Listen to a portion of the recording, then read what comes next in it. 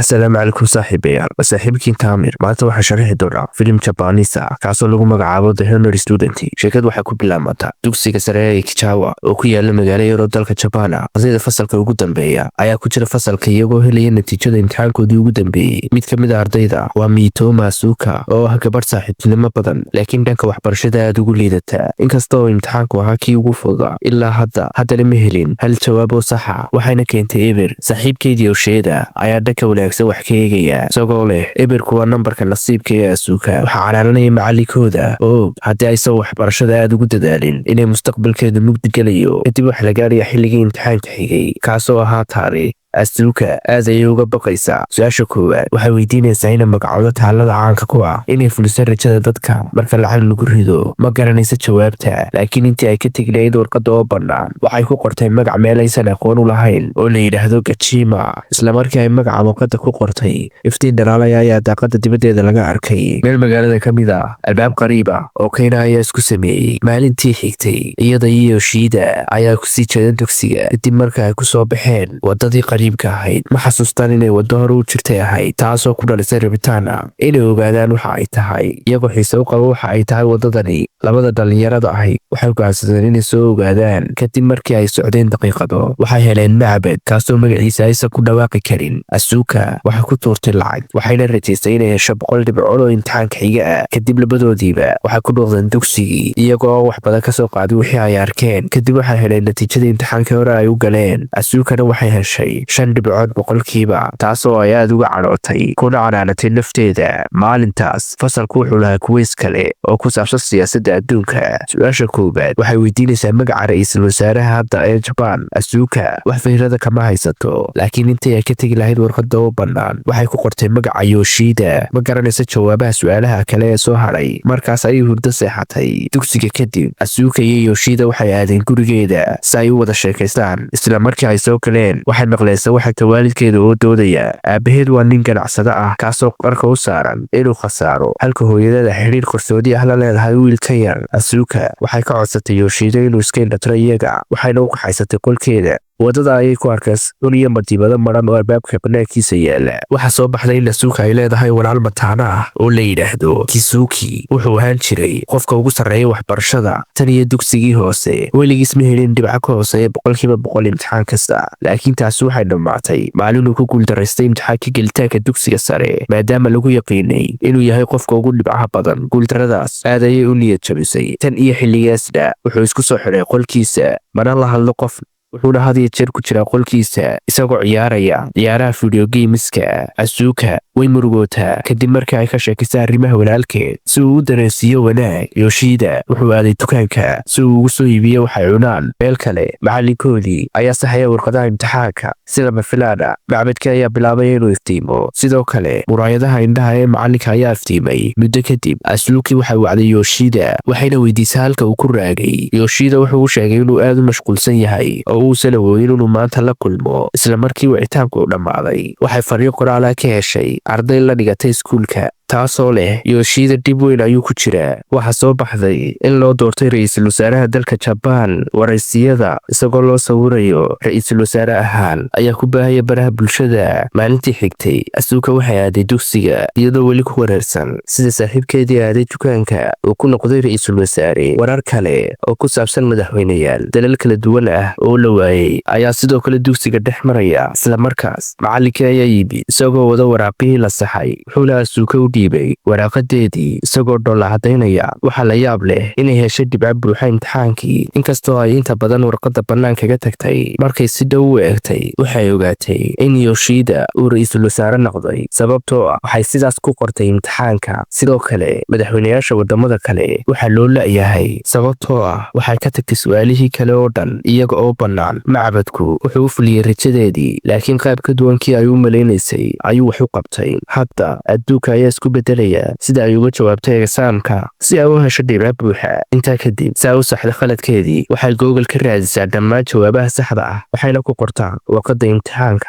nasiib wanaag qorshihii wuu shaqeeyey Yoshidana waa la eriyey maalintiisii koowaad ee shaqada madaxweynayaashii adduunka ee la sidoo kale isla markiiba waa la helay wax walbana sidii hore ayay ku soo noqdeen markaas ayaa la gaadhay xilligii imtixaanka xigay markan Asuka ma walwalsana sababtoo ah wax badan lagama bedeli kara adduunka haddii ay si khaldan uga jawaabto imtixaan xisaaba dugsiga kadib Yoshida wuxuu mar kale la kulmay Asuka wuxuuna u sheegay sida shaqada looga eriyey Asuka ayaa dejisay ka hor inta aysan u sheegin runta ku saabsan awoodeeda qariibka ah Yoshida ma rumaysanayo wuxuuna ka codsaday inay wax qorto si ay u caddayso laakiin ka hor inta aysan samaynin dhacdo ku taalo bartamaha magaalada ayaa bilowday inay ruxmato dhacdadan ayaa imaanaysa sababtoo ah waxay qaladay imtixaankii xisaabta labadooduba isla markii ay u ordeen qolka macalinka oo ay sixeen qaladkii ugu dambayntii taaladii weyneed waxay ku soo celiyeen qaabkeedii hore xataa khubarada TV-gu ma sharaxi karaan waxa sababay dhismuhu inuu ruxmo markay guriga ku laabanayeen Asuka iyo Yoshida waxay aadeen meeshii uu macbadku ku yaalay laakiin gebi ahaanba hadda waa uu lumay maadaama aysan xasuusan magacii ay ku dhawaaqeen markii hore ma haystaan waddo ay mar kale ku raadiyaan hadda kadib habka keliya ee adduunka lagu badbaadin karo waa in Asuka ay si adag wax u barato oo ay hesho dhammaan jawaabaha saxda ah iyadoo go'aansatay inay wax barato habeenkaas laakiin dhowr daqiiqo kadib hurdo ayaa la dhacday muuqaalka xiga Asuka iyo Yoshida waxay joogaan barnaamijka qolka macalinka iyagoo si samir leh u sugayay inuu saxo imtixaanka ee ugu dambeeyey sida la filayay Asuka waxay heshay dhibco buux laakiin waxay rajaynaysaa inaysan isbedel weyn ku samaynin adduunka markay guriga ku laabatay aabaheed ayaa si farxad leh u salaamay isagoo u sheegaya in shirkadiisii samaysay iibkii ugu weynaa ee taariikhdeeda imtixaankii ugu dambeeyey Asuka waxay si aanu lakac ahayn u qortay in biyaha qasabadu ay yihiin isha tamarta ee ugu wanaagsan tani waxay dadka ka dhigtay inay iibsadaan qalab badan oo biyaha sifeeya taasina waxay keentay in aabaheed lacag badan helo way ka naxday arrinta laakiin markay aragtay aabaheed oo faraxsan waxay go'aansatay inay adduunka sidan uga tagto hadda isla maalintaas warka ayaa laga soo sheegayaa rabshado badan oo adduunka ka dhacaya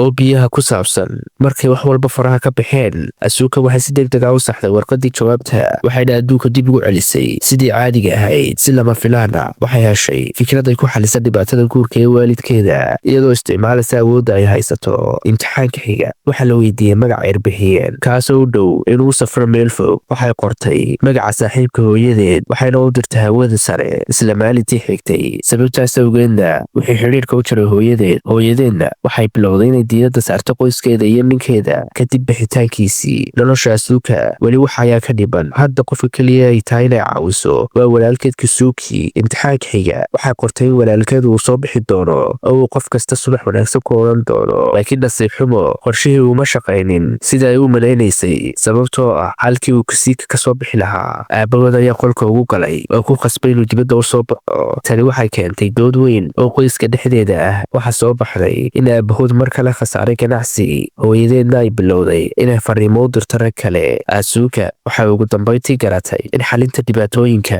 iyadoo la isticmaalaya awoodda ay tahay wax ku meel gaadh ah oo keliya waxay bilowday inay dadaal dhab ah u gasho sidii ay ula hadli lahayd walaalkeed maadaama uu weli yahay caaqil dhanka waxbarashada ah waxay fadhiisataa albaabka hortiisa waxayna kor u akhrisaa casharada maalin kasta waxay gashaa khaladaad badan oo Kusuki dhibaya laakiin dhowr maalmood uma uusan jawaabin laakiin maalin maalmaha ka mid ah waxay isku dayday inay ka gudubto su'aal xisaab ah taasoo aad u adkayd Kusuki ayaa markii ugu horreysay hadlay wuxuuna baray sida loo xaliyo iyadoo raacaysa higaada walaalkeed Asuka waxay bilowday inay si degdeg ah wax u barato inkastoo uu keliya kala hadlay albaab xidhan ugu dambayntii aabaheed wuxuu bilaabay inuu akhriyo buugaagta ganacsiga una dadaal dheeraada geliya shaqadiisii hooyadeed sidoo kale waxay tirtirtay dhammaan nambarada ragga kale ee ku jiray telefoonkeeda waxayna xoogga saartay qoyskeeda todobaadka xigay Asuka waxay heshay dhibco buuxa imtixaanka iyadoo cidna caawimaad ka helin waxay u oraday Kusuki si ay ugu sheegto warka wanaagsan laakiin xitaa markaas uu diiday inuu albaabka furo subaxdii xigtay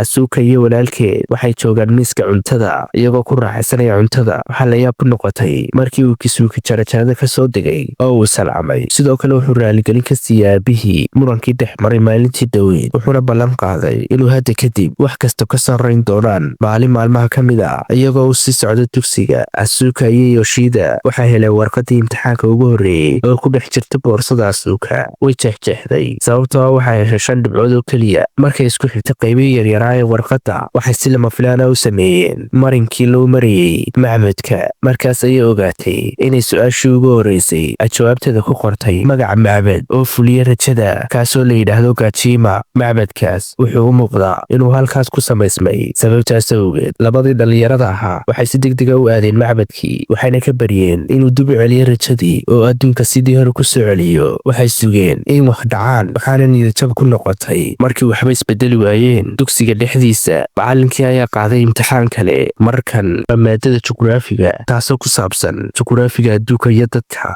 si lama filaana Asuka waxay xasuusatay in macbadku uu rajadeeda u fuliyey keliya marka ay lacagta ku riday macbadka. tani waxay ka dhigan tahay si dib loogu celiyo rajada inay tahay inay dib u soo qaadato lacagtii. waxay si degdega u dhammaystirtay imtixaankii, waxaana u oraday inay dib u soo hesho macbadkii. si kastaba ha ahaatee, lacagtii waxay ku dhex jirtaa sanduuq xidhan. waxay isticmaashay ul si ay isku daydo inay dibadda uga saarto, waxayna ku dhowaatay inay ku guulaysato. meel kale, Kisuki iyo waalidkiisu waxay ka sheekaysanayaan mustaqbalkiisa.